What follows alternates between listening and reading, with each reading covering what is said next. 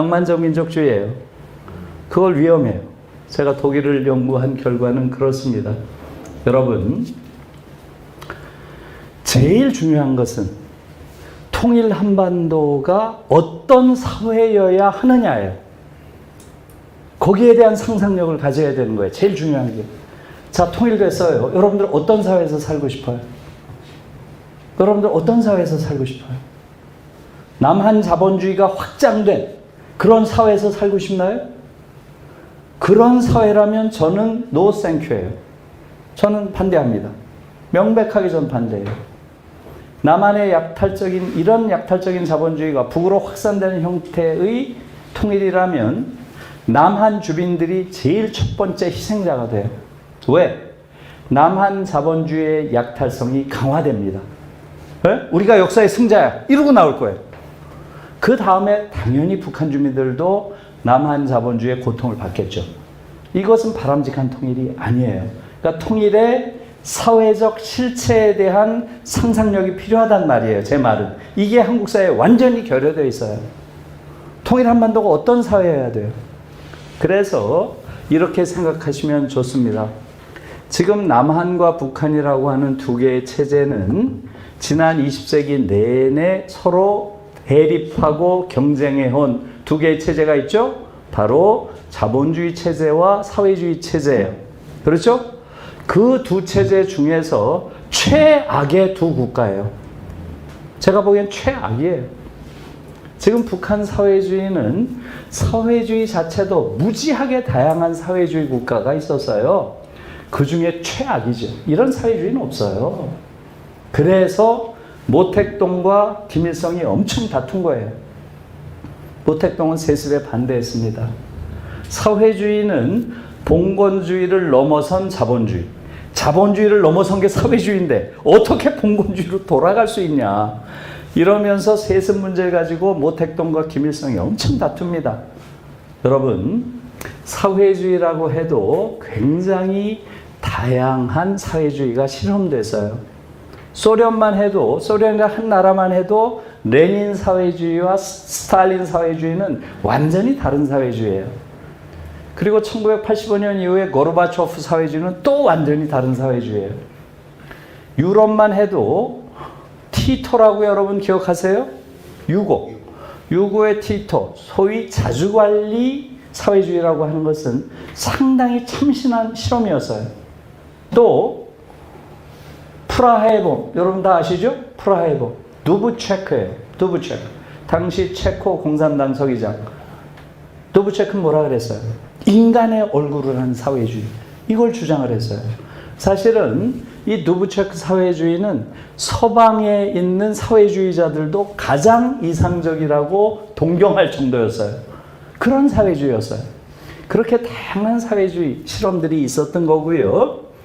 아시아 사회주의는 공통점이 있었죠.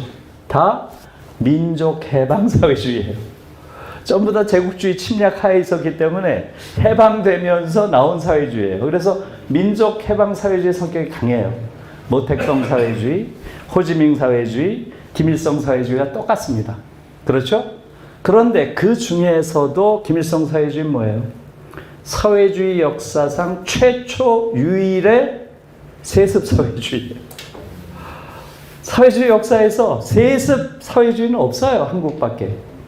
그래서 저는 어떻게 게다가 3대가 세습을 하잖아요. 쿠바에서 형제 세습이 딱 한 번 있었어요. 쿠바에서 형제 세습, 동생한테 준 거. 한국은 지금 3대까지 세습되는. 그래서 저는 한국 북한 체제를 봉건적 사회주의 체제다. 제가 그렇게 불러요. 자, 이 봉건적 사회주의는 왜 나왔을까요? 북한에. 저는 그것이 봉건적 자본주의, 남한의 봉건적 자본주의의 데칼코마니다. 똑같죠. 이병철, 이건희, 이재용. 그렇죠? 똑같이 저쪽에서는 김일성, 김정일, 김정은 그대로 나오는 거예요. 그러니까 이 남북이 가지고 있는 아주 독특한 유교적 봉건성, 이게 이념적 대립 속에서도 재현되고 있다. 그렇게 보는 거죠. 아주 독특한 거죠. 자, 자본주의도 마찬가지예요. 남한 자본주의 보세요. 이런 자본주의가 어디 있나요? 자본주의 역사상 가장 약탈적인 자본주의예요. 일본 자본주의 한번 보세요. 일본 자민당이 60년, 70년 할 수 있었던 이유는 뭔가요? 걔들은 따뜻한 자본주의예요. 온정적 자본주의. 보통 이렇게 얘기하죠. 최소한 그 사회에서 탈락된 사람들도 최소한 인간으로서 살 수 있는 조건 정도는 공동체가 마련해야 된다. 이 정도는 합의하고 있어요. 우린 그게 있나요? 이런 약탈성을 가진 자본주의는 없어요. 미국도 마찬가지죠. 미국은 소위 자유시장 자본주의의 아주 전형이죠. 거기선 그 나름대로의 합리성으로 많은 직업의 기회를 통해서 빈곤 가능성을 차단하는 사회 내적 기제가 있어요. 미국 자본주의만 해도. 예? 지금 스칸디나비아 이쪽을 보세요. 여기서는 사실은 어때요?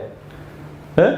인류가 만들어낸 가장 복지 수준이 높은 자본주의 아니에요? 사실상 사회주의죠. 스칸디나비아 모델.